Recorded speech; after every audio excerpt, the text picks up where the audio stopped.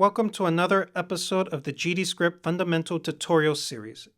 In this episode, we will be talking about while loops. A while loop is a control flow statement that allows code to be executed repeatedly based on a given Boolean condition. Let's go ahead and take a look at the while loop code. In this case, we have the word while followed by the test expression. The test expression is going to evaluate to either true or false. If the test comes out to true, we enter the block of code in our while loop.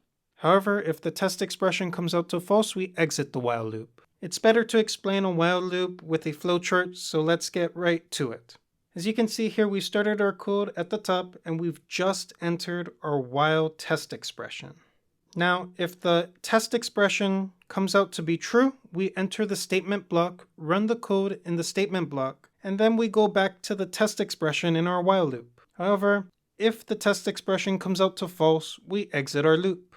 Let's go ahead and take a look at what happens to our while test expression if we keep getting true. It seems like if our test expression keeps being true, we never really exit the while test expression.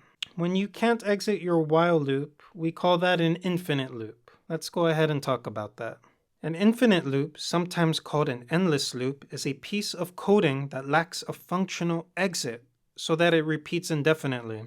Basically, an infinite loop is the opposite of a loop being a sequence of instructions that is continually repeated until a certain condition is reached. There are three types of infinite loops you'll find yourself running into in any coding environment. You have fake infinite loops, intended infinite loops, and unintended infinite loops. Let's go ahead and look at the definitions of each type of infinite loop.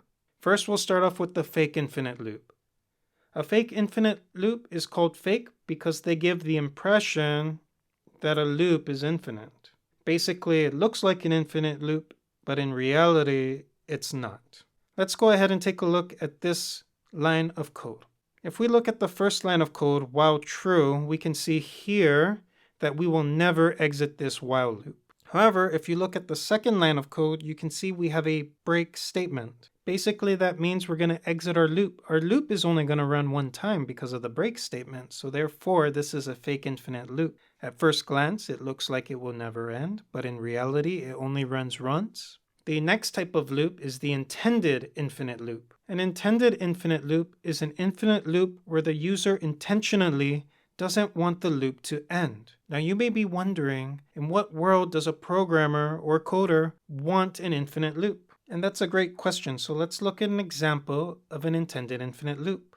Basically, when you run GDScript and you press the play button, you are entering an intended infinite loop created by the compiler. This is intended as the game wants to run every script on every frame indefinitely until the player or user wants to exit the game.